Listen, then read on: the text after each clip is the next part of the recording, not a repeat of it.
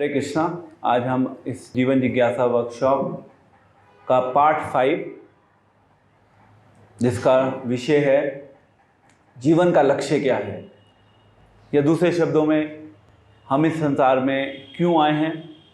लक्ष्य को लोग कहते हैं एम, गोल, पर्पस। आखिर ये मनुष्य शरीर हमें क्यों मिला है, या दूसरे शब्दों में इसी से जुड़ा हुआ एक प्रश्न कि भगवान ने यह संसार क्यों बनाया है। इतनी बड़ी सृष्टि की रचना भगवान ने की।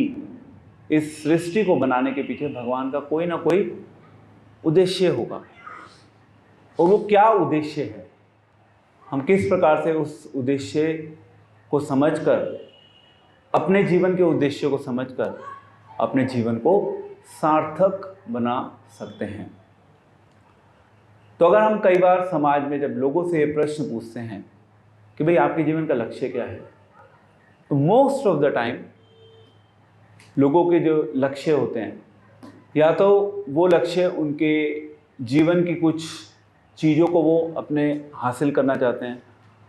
कोई बहुत सारे पैसे कमाना चाहता है इस संसार में, किसी के जीवन का लक्ष्य होता है कि यस मैं एक बहुत बड़ा घर खरीदना चाहता हूँ।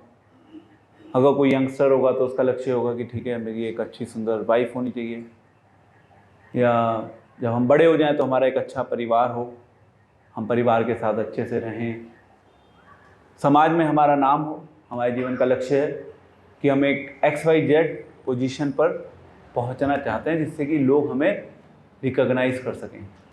इंटरेस्टिंगली कुछ साल पहले मैं एक पर्सन से मिला। मैंने उससे पूछा कि भाई आपके जीवन का लक्ष्य क्या है, तो उसने बोला कि जब मैं मरूं तो मेरी फ्यूनरल में 15,000 लोग आए उस फ्यूनरल को अटेंड करने के लिए। तो जब उसने मेरे को बोला तो मतलब मैं थोड़ा सरप्राइज था। मुझे लगा कि ऐसे भी लक्ष्य होते हैं लोगों के। सो लोगों के अलग अलग विचार और उन विचारों के आधार पे लोग चलते हैं। तो एक तो वो लोग हैं जिनके जीवन के कुछ लक्ष्य हैं, और वो लक्ष्य भी ऐसे होते हैं समय के साथ बदल जाते हैं। जैसे कि अगर आपने कहा कि ठीक है मैं चाहता हूं कि मेरा बेटा IIT से इंजीनियरिंग करे, या उसकी बहुत अच्छी जॉब लगे और एक वो अच्छा करियर बनाए। ठीक है, उसने अपना करियर बना लिया, अच्छा व्हाट इज नेक्स्ट? उसके बाद क्या है? उसके बाद फिर आपका लक्ष्य क्या होगा? बदल जाएगा। तो लक्ष्य हमारे जीवन में समय, स्थान एंड परिस्थिति के अकॉर्डिंग बदलता रहता है, क्योंकि वो जो लक्ष्य हम निर्धारित करते हैं वो लक्ष्य शारीरिक लक्ष्य होता है। और कोई भी लक्ष्य हम निर्धारित करते हैं, उन लक्ष्य के पीछे जो ऑब्जेक्टिव होता है अल्टीमेटली हम क्या चाहते हैं? हम चाहते हैं कि हमें उससे इंजॉय, मतलब सुख मिले। अल्टीमेटली उस लक्ष्य के माध्यम से हम अपने जीवन में इंजॉय करना चाहते हैं। हम जो अचीव करते हैं उसके थ्रू हम कुछ गेन करते हैं। जैसे मैंने पहले बताया था परसों के सेशन में कि भाई अल्टीमेटली इस संसार में अगर हम कुछ चाहते हैं तो वो है हैप्पीनेस इन अ वे। तो अगर कोई रास्ते में जा रहा है, उससे पूछें कि लक्ष्य क्या है, और वो कहता है ठीक है I am just going to the station, यानी कि मेट्रो स्टेशन जा रहा हूँ। अच्छा मेट्रो स्टेशन जा रहे हो आप? मेट्रो स्टेशन में जाकर आप आगे कहाँ जाएंगे? मेट्रो स्टेशन तो जा रहे हो, उससे आगे आप कहाँ जाओगे? मैं बस मेट्रो स्टेशन पर पहुँच जाऊँगा। मेट्रो स्टेशन पर पहुँचने के बाद मैं ये डिसाइड करूँगा मेरे को रेड लाइन लेनी है, येलो लाइन लेनी है, ब्लू लाइन लेनी है, मुझे नहीं पता। फाइनल डेस्टिनेशन क्या है, उस फाइनल डेस्टिनेशन की मुझे क्लैरिटी नहीं है। तो इस संसार में जब लोग भागते हैं, इन संसार में लोग भागते तो हैं, परंतु कहाँ भागना है, क्यों भागना है और कैसे भागना है उसकी क्लैरिटी नहीं होती। बस क्योंकि समाज में बाकी लोग भाग रहे हैं तो इसलिए हम भी भाग रहे हैं, क्योंकि ये जमाना भाग दौड़ का जमाना है। जब कोई गांव से शहर में आता है तो वो कहता है कि शहर की लाइफ जो है वो बहुत फास्ट है, बहुत तेज है। और अगर दिल्ली के लोग मुंबई जाएंगे तो वो कहेंगे मुंबई में लाइफ बहुत तेज है। और इंडिया से अगर हम वेस्ट जाएंगे तो कहेंगे लाइफ बहुत तेज है। बहुत तेजी से लोग भाग रहे हैं। तो जितनी ज़्यादा प्रगति है उतनी तेजी से इस संसार में लोग भाग रहे हैं। भागो भागो भागो, बस भागना चल रहा है।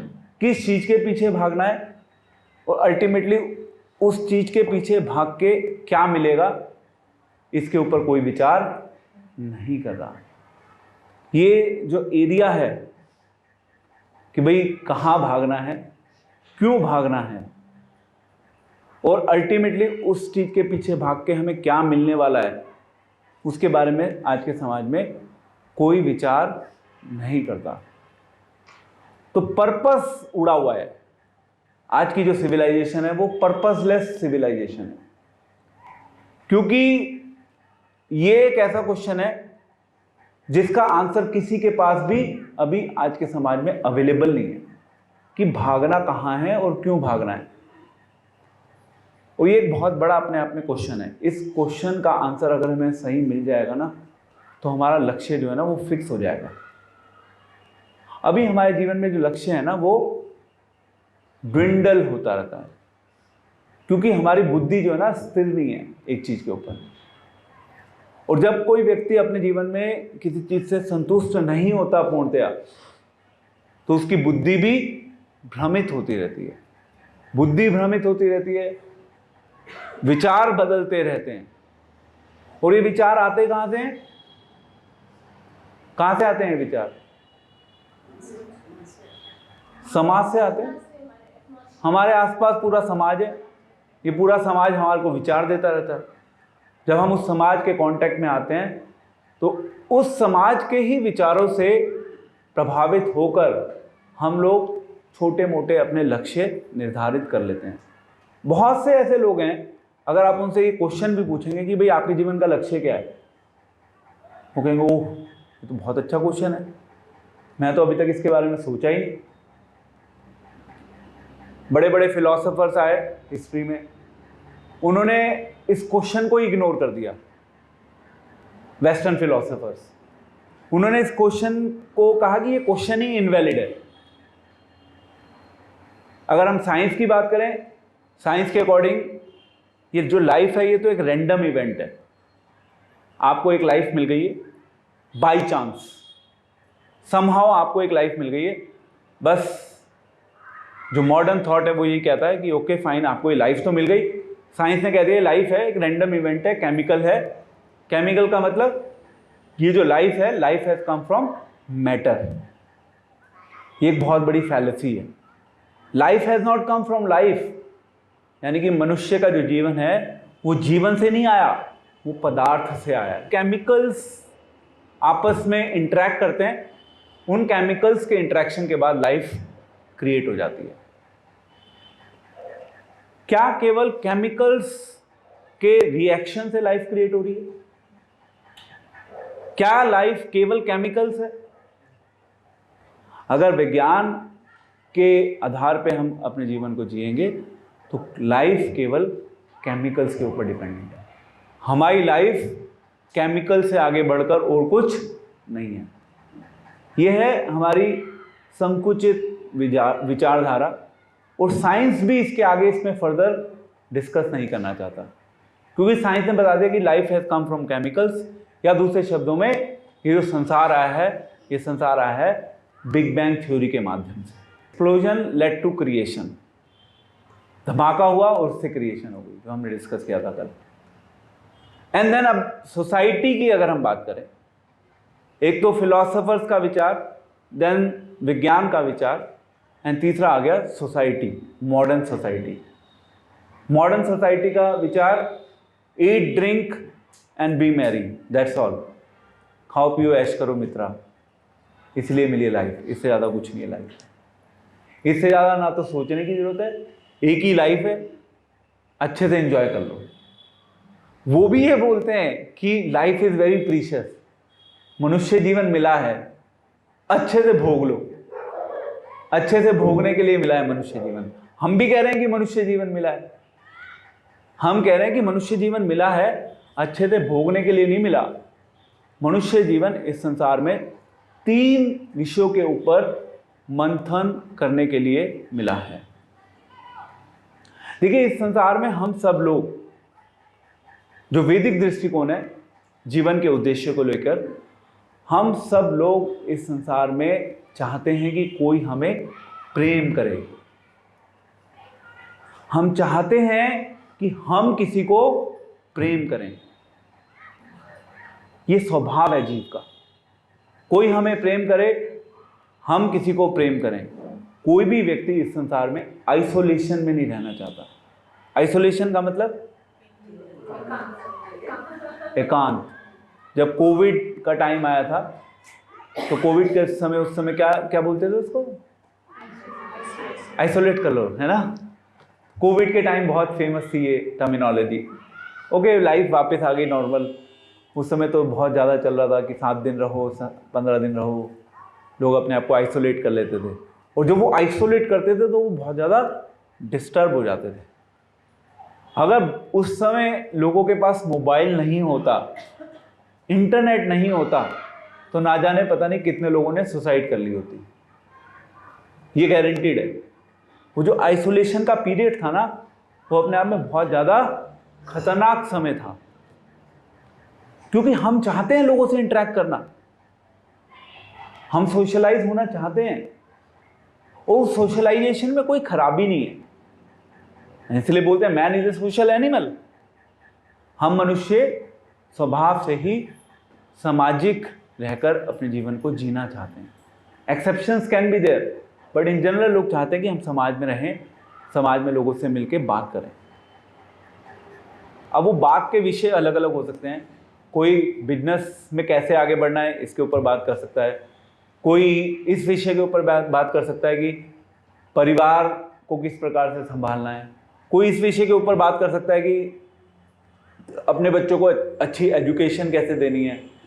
अलग अलग लोग, अलग अलग लोगों के अलग अलग विषय, किस प्रकार से एंजॉय करना है, क्या हमारा प्रोग्राम होना चाहिए। न्यू ईयर का टाइम आ रहा है तो कैसे हमें न्यू ईयर को सेलिब्रेट करना है, इसके लिए लंबी लंबी प्लानिंग होती हैं। देन ऑफिस में अलग प्लानिंग होती हैं।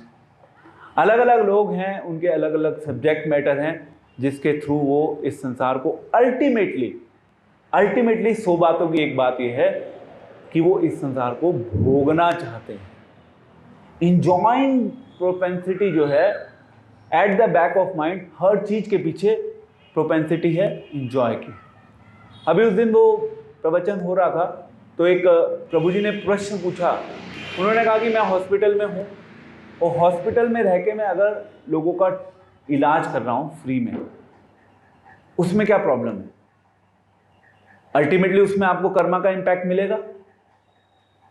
वो उसके बाद वो व्यक्ति क्या करता है अपनी लाइफ के साथ, उसका भी कहीं ना कहीं आपको इम्पैक्ट मिलेगा। तो उन्होंने कहा ये कैसे संभव है? इसका आंसर इसलिए संभव है क्योंकि आप जब किसी का इलाज करते हो ना फ्री में, तो फ्री में इलाज करने के बाद आपको लगता है कि मुझे इससे संतुष्टि मिल रही है, मुझे मिल रहा है कुछ, मैं इसलिए कर रहा हूं। अल्टीमेटली जो कर रहा है, करने वाला व्यक्ति ये सोच रहा है मुझे इससे कुछ लाभ मिल रहा है। जिस प्रकार से बुद्धिज्म में लोग कहते हैं कि हमें अल्टीमेटली निर्वाण प्राप्त करना है। निर्वाण का मतलब क्या है कि आपको अल्टीमेटली डिजायरलेस बनना है।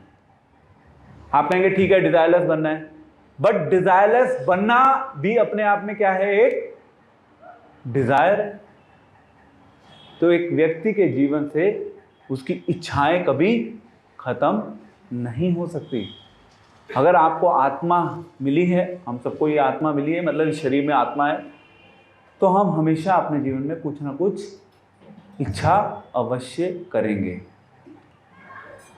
अब शिल प्रभुपाद ने जो फॉर्मूला दिया, या भक्ति योग के माध्यम से भगवान ये कह रहे हैं कि आप इच्छा तो करो, पर आप अपने ऑब्जेक्ट, यानी कि किस चीज के लिए आप इच्छा कर रहे हो उसको बदल दो।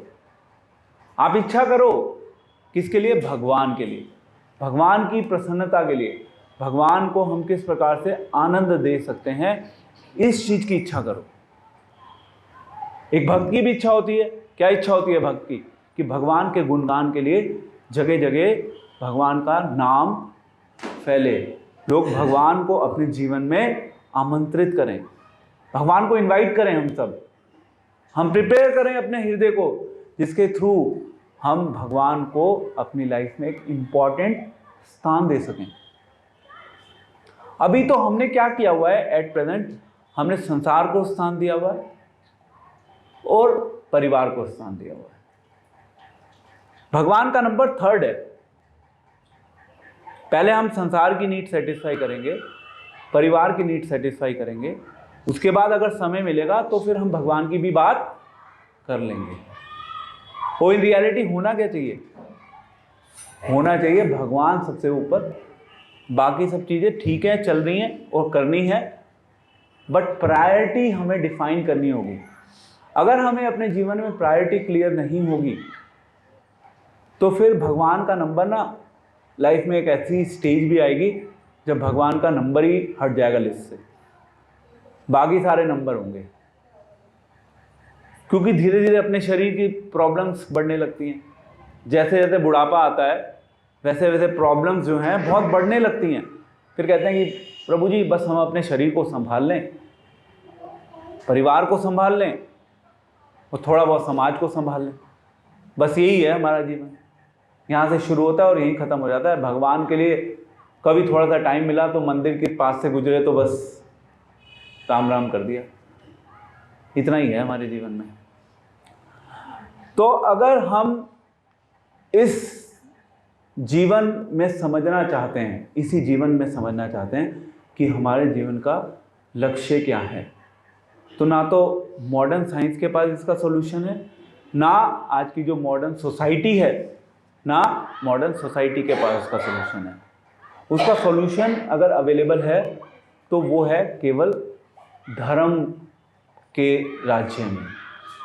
जब आप धर्म के राज्य में प्रवेश करते हो तो धीरे धीरे धीरे आपको अपने जीवन का लक्ष्य पता लगने लगता है। धर्म के राज्य में प्रवेश करना होगा, और धर्म के राज्य में प्रवेश करोगे तो फिर भगवान धीरे धीरे आपको आपका लक्ष्य भी दिखा देंगे। अब उसके लिए क्या है कि जो सांसारिक राज्य है ना, हम सब जिस राज्य में फंसे हुए हैं, उस राज्य से थोड़ा थोड़ा अपने आप को कट ऑफ भी करना होगा। ये कट ऑफ करना थोड़ा सा मुश्किल काम होता है, परंतु जो कट ऑफ कर लेते हैं वो आगे निकल जाते हैं। जो कट ऑफ नहीं कर पाते वो वहीं के वहीं रह जाते हैं। मैं आपको अपनी लाइफ का एग्जाम्पल देता हूँ। मैं आज की बात नहीं कर रहा। आप कहेंगे प्रभु जी अब तो आपने मोरला सब कुछ छोड़ ही दिया है, अब तो आप जहाँ मर्जी जाओ, जितना मर्जी प्रोग्राम अटेंड करो, कर सकते हो। मैं बात कर रहा हूँ आज से 10-12 साल पहले की, कम से कम 10-12 साल हो गए इस बात को। तो एक बहुत बड़ा फंक्शन हमने ऑर्गेनाइज किया था पटपड़गंज में। मतलब मैं तो प्रीचिंग में था शुरू से, मैं केशवानंद प्रभु के साथ, तो मुझे प्रोग्राम करने का प्रभु जी मुझे इंगेज करके रखते थे। प्रोग्राम ऑर्गेनाइज किया और मेरे पता नहीं, I think some my cousin sister, close sister, पहले हम जॉइंट फैमिली में रहते थे, उनका कोई फंक्शन था घर का, सेम टाइम वहाँ पे, मतलब somewhere in this Preet Vihar side उनका फंक्शन और यहाँ पे हमारा फंक्शन। अब मैं तो मझधार में फंस गया, मुझे समझ नहीं आ रहा मैं वो फंक्शन अटेंड करूँ या ये फंक्शन अटेंड करूँ। मैंने फाइनली डिसीजन लिया with a heavy heart, and मैं वहाँ 5 मिनट के लिए गया, 5 मिनट के बाद मैं यहाँ आ गया। ये मैं आज की बात नहीं कर रहा, ये मैं बहुत पहले की बात कर रहा हूँ। तो कई बार ना आपको कुछ चीज़ों को ब्रेक करना पड़ता है ना चाहते हुए भी। ऐसे ही जब मैं स्टूडेंट था तो एक तरफ मेरे कॉलेज के बिल्कुल कहते हैं ना लंगोटिया यार, बचपन के फ्रेंड्स, मतलब वो 8-9 लोग थे और मेरा बहुत क्लोज कनेक्शन था, जैसे सबका होता ही है। एक तरफ वो जो सारे बिल्कुल इन्जॉयमेंट की प्रोपेंसिटी, मतलब इस संसार को लेट्स जस्ट एंजॉय, उसमें एक्सपर्ट थे। दूसरी तरफ मेरा एक फ्रेंड स्कूल का, जिसने मुझे कृष्णा कॉन्शियसनेस से इंट्रोड्यूस किया था। उस समय मुझे अपने जीवन में ये डिसाइड करना था कि मेरे को इन 8 लोगों के साथ रहना है या एक के साथ रहना है। और ये डिसीजन मेरी लाइफ का एक बहुत मुश्किल डिसीजन था, but then I had made the priorities and finally मैंने उन 8 को छोड़ दिया और मतलब मैं I started following that one. मतलब मैंने अपनी लाइफ का मोस्टली टाइम एक के साथ स्पेंड करना शुरू कर दिया। वो बहुत बड़ा टर्निंग पॉइंट था मेरी लाइफ का। मुश्किल था, बिल्कुल मुश्किल था।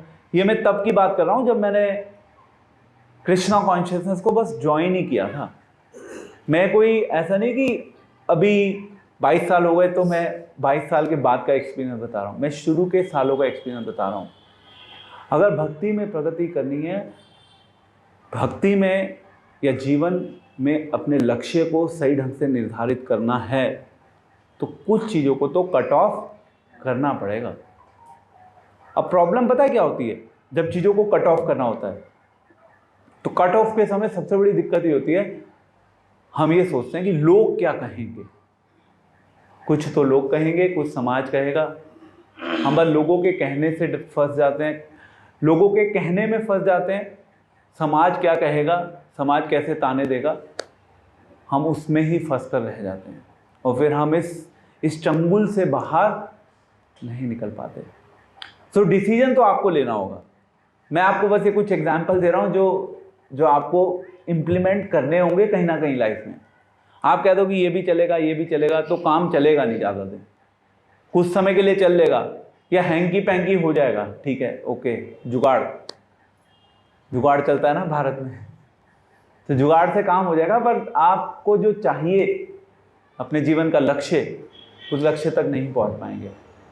तो धर्म जो है, हमारा जो रिलीजन है, हमारा रिलीजन हमें बताता है हमारे लक्ष्य के बारे में। अब उस लक्ष्य को जानने के लिए हमें 3 चीज़ों को समझना होगा। सबसे पहले हमें ये समझना होगा कि भगवान हैं। दूसरा, हमें ये समझना होगा कि यस, मेरा भगवान के साथ कुछ संबंध है। एंड देन तीसरा, उस संबंध को एस्टैब्लिश करेंगे तो उस संबंध को एस्टैब्लिश करने के बाद उसका आउटकम क्या होगा, या दूसरे शब्दों में रिजल्ट क्या होगा। मैंने बताया कि हम सब चाहते हैं कि हमें कोई प्रेम करे, किसी को हम प्रेम करें, पर जब हम इस संसार के प्रेम की बात करते हैं, इस संसार में आप किसी से भी प्रेम कर लीजिए, अल्टीमेटली उसकी एक सीमा है। एक सीमा के बाद उस प्रेम की कोई वैल्यू नहीं होती, वो खत्म हो जाता है। वो प्रेम केवल आपकी मेमोरीज तक सीमित रह जाता है। वो प्रेम मैक्सिमम आपके इमोशंस के ऊपर इम्पैक्ट डाल सकता है। आप पूर्ण रूप से भावनाओं से घिरे हुए हैं और उन भावनाओं में रहकर आप उस चीज़ के ऊपर कॉन्टिन्यूसली विचार किए जा रहे हैं। But at the end of the day तो आप भी मर जाएंगे, हम भी मर जाएंगे, और जिसको हम प्रेम कर रहे हैं इस संसार में, वो भी बेचारा शरीर छोड़ के चला जाएगा, है ना। ये तो सत्य है, इसको कोई अवॉइड नहीं कर सकता। तो हम किसी ऐसे ऑब्जेक्ट को प्रेम करना सीखें जो परमानेंट है। अब क्वेश्चन ये कि क्या वो permanent object of love exist करता है या नहीं करता, ये क्वेश्चन है। तो शास्त्रों में इसके ऊपर बताया गया, शास्त्रों में बताया कि 4 लेवल्स हैं, धर्म, अर्थ, काम एंड मोक्ष। मैंने बताया था धर्म मीन्स आपके जो कर्तव्य हैं, कर्तव्य के बाद नेक्स्ट है अर्थ। आप कर्तव्यों को पूरा करेंगे, उससे कुछ पैसा आएगा, इकोनॉमिकल गेन। देन काम, आप उसको भोगोगे, इंजॉय करोगे, पैसा आएगा तो बड़ा घर भी खरीदोगे, गाड़ी भी लोगे, अलग अलग जगह पार्टीज भी करोगे, रेस्टोरेंट में खाने के लिए भी जाओगे। ये सब क्या है? काम, इंजॉय करना। एंड देन नेक्स्ट इज मोक्ष। जब ये सब चीज़ें आ जाती हैं तो कहते हैं चलो थोड़ा सा मोक्ष की ओर भी अब आगे बढ़ने का कुछ प्रोग्राम शुरू करने लायक है। नॉर्मली जब लोग रिटायर होने लगते हैं 50, 55, 60, तब थोड़ा थोड़ा ये विचार मन में जागृत होता है। पर चैतन्य महाप्रभु इससे भी ऊपर चीज बताते हैं। चैतन्य महाप्रभु कहते हैं प्रेम पुमर्थो महान। अगर इस संसार में सबसे महान कोई वस्तु है तो वो है प्रेम। किससे प्रेम? संसार से प्रेम नहीं, संसार की वस्तुओं से प्रेम नहीं, इस सांसारिक संबंधों में प्रेम नहीं, परंतु भगवान के साथ प्रेम। अगर प्रेम करने के लिए कोई ऑब्जेक्ट है इस संसार में तो वो है भगवान। अब आप कहेंगे आप कौन से भगवान की बात कर रहे हैं प्रभु जी, वो तो दिख ही नहीं रहे हमें। आप उन भगवान से प्रेम करने के लिए बात बता रहे हैं जो नहीं है हमारे सामने। अब उस चीज के लिए आपको अपने जीवन में सेवा करनी होगी। प्रेम मतलब सेवा के माध्यम से हम लोग धीरे धीरे प्रेम तक पहुंचते हैं। क्योंकि ऐसा नहीं कि भगवान कोई फिजिकल ऑब्जेक्ट है जिसको हम अपनी आंखों से देखेंगे तभी प्रेम होगा, ये नहीं है विज्ञान। ये विज्ञान भौतिक संसार में चलता है, भगवान के संसार में विज्ञान उल्टा है। भगवान के संसार में आपको भगवान से प्रेम करने के लिए भगवान को देखने की आवश्यकता नहीं है। ये सबसे बड़ा विषय है हैरानी का अपने आप में। वैसे हैरानी का विषय है नहीं, क्योंकि लोग ऐसे भी होते हैं, वो कोई व्यक्ति बैठा है किसी वर्ल्ड के कोने में, आपने उस व्यक्ति को मे बी टीवी पे देखा या उसके बारे में सुनना शुरू कर दिया या आपने उससे बात करना शुरू कर दिया। केवल बातों के द्वारा ही आपका उस व्यक्ति से प्रेम हो जाता है। होता है ऐसा?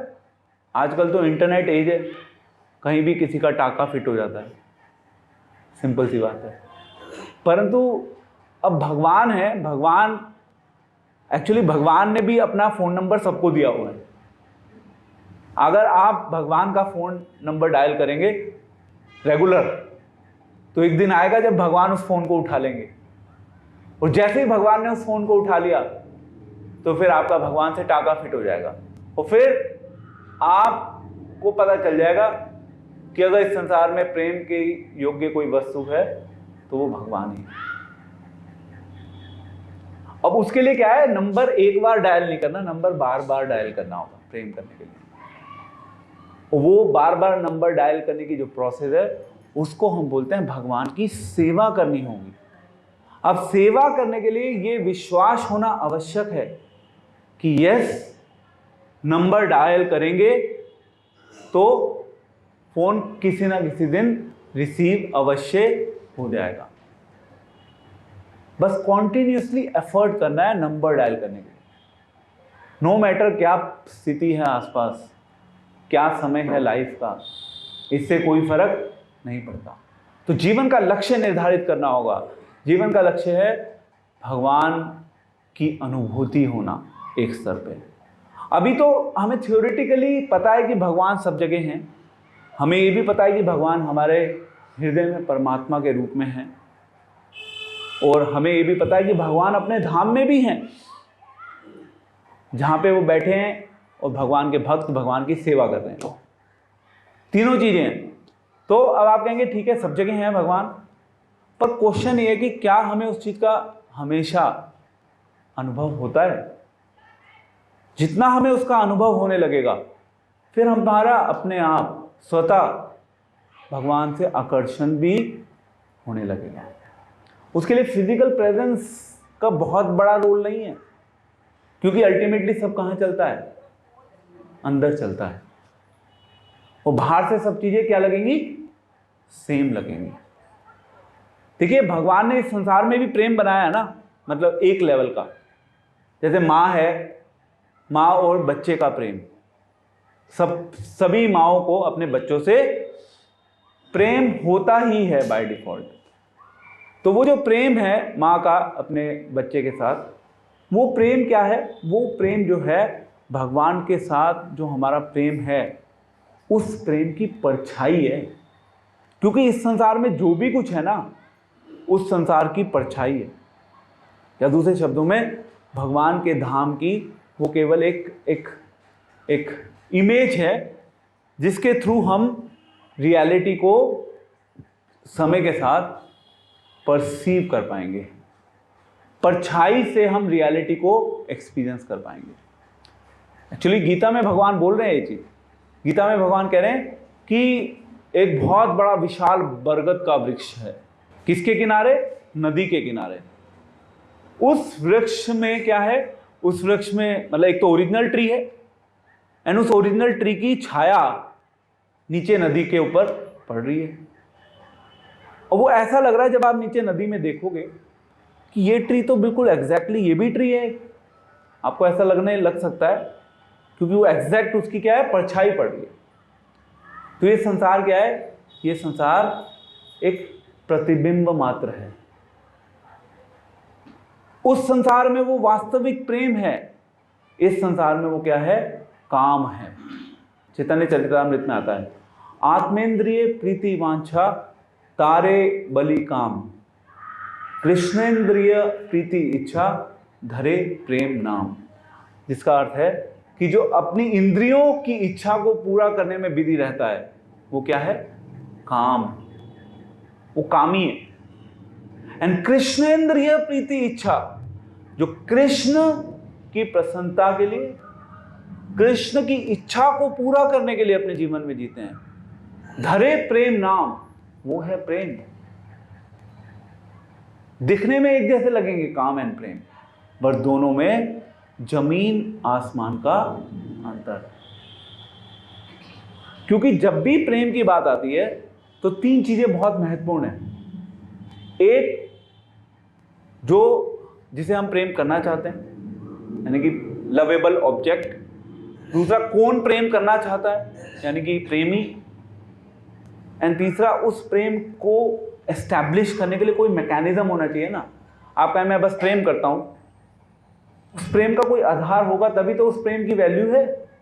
नहीं तो आप सुबह से शाम तक बोलते रहे मैं प्रेम करता हूं, आपको कुछ करना होगा प्रैक्टिकली। फिर उस प्रेम को एक्सप्रेस करने के लिए आपकी तरफ से कुछ एक्शन होना जरूरी है।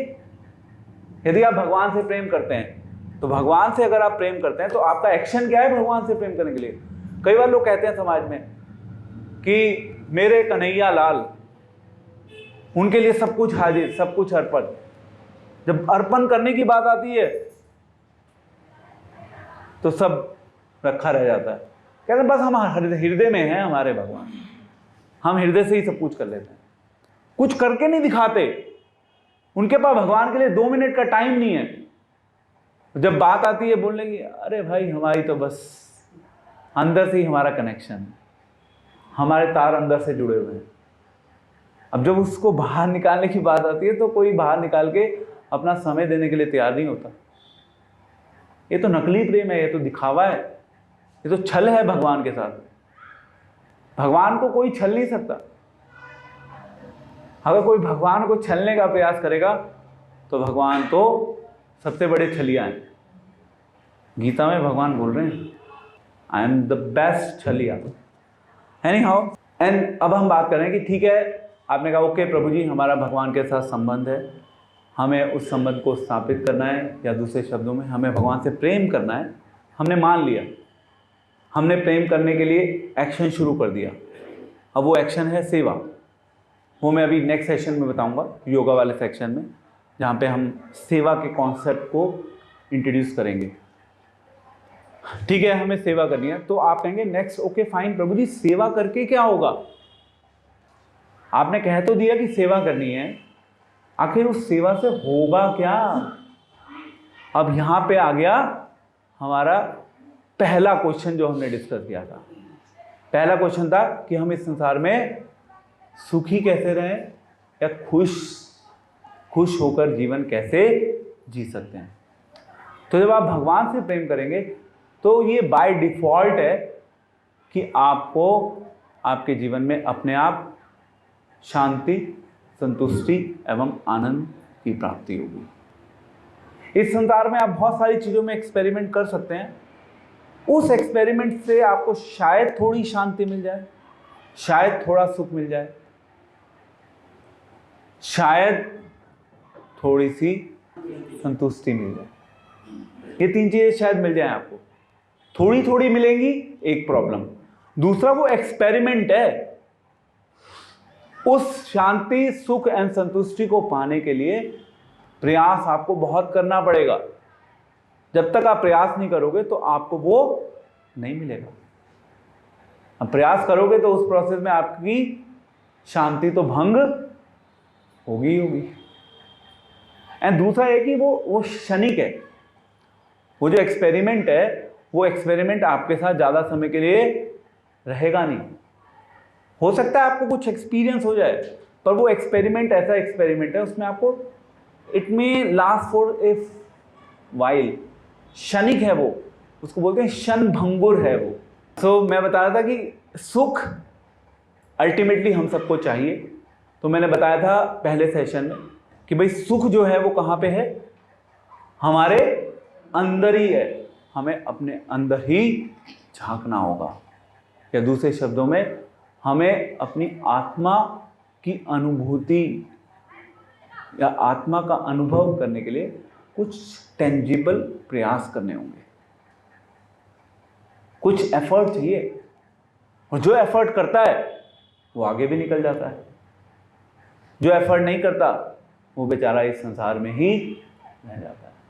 तो आप खुद अपने लेवल पे चेक करिए कि क्या आपके जीवन का लक्ष्य कृष्ण प्रेम है, क्या आपके जीवन का लक्ष्य कृष्ण प्राप्ति है। और जितना आप इस लक्ष्य को पाने का प्रयास करेंगे, उतना आपका इस लक्ष्य को पाने की और ज्यादा हैंकरिंग बढ़ेगी। मतलब वो अपने आप ना मल्टीप्लाई होता चला है। The more you get into it, the more you want. और अगर आपकी वो हैंकरिंग नहीं बढ़ रही, जिसको बोलते हैं ग्रीडीनेस, लॉल्यम, अगर वो लॉल्यम नहीं बढ़ रहा, तो यानी कि अभी आपकी रुचि नहीं है। अभी आपने ठीक है भगवान को एक लाइफ का एक अफेयर बना दिया, ठीक है भगवान है, मैं थोड़ा बहुत कर लेता हूं बस। एक्चुअली एक दृष्टिकोण से भगवान को ना एक किसी सीमा में बांध नहीं सकते आप, या दूसरे शब्दों में आपका भगवान के साथ संबंध जो है उसको क्वांटिफाई नहीं कर सकते। उसकी कोई सीमा नहीं है। इस संसार में कितना बड़ा आपका संबंध हो, किसके साथ आपका संबंध है, उन सभी संबंधों की सीमा है। परंतु भगवान के साथ जो संबंध होता है उसकी कोई सीमा नहीं होती। और इसीलिए एक भक्त भगवान को प्रसन्न करने के लिए किसी भी सीमा को पार करने के लिए तैयार हो जाता है। इस प्रकार से हमें अपने जीवन में भक्ति करनी है, जो हम सभी मनुष्यों का जो जीवन है, मनुष्यों का जीवन है, उसका लक्ष्य है। तो जीवन का लक्ष्य है कृष्ण प्रेम, कृष्ण की सेवा एंड कृष्ण की प्राप्ति। सरल शब्दों में जीवन का लक्ष्य है सेवा करना। सेवा होगा, अगर सेवा सही ढंग से करेंगे तो सेवा से ही हमें धीरे धीरे भगवान के प्रति आकर्षण बढ़ेगा। और जैसे जैसे हम भगवान के प्रति आकर्षित होंगे, उतना ही हमें भगवान के साथ जो प्रेम है, उस प्रेम की महिमा क्या है वो हमें समझ आने लगेगी। और फिर हम संसार में भागना थोड़ा कम करेंगे। फिर हम भागेंगे तो किसके लिए भागेंगे? भगवान के लिए। That's it. लाइफ का लक्ष्य ये होना चाहिए, भागना है। भागने में कोई प्रॉब्लम नहीं है। भागो तो किसके लिए भागो? भगवान के लिए भागो। हरे कृष्णा।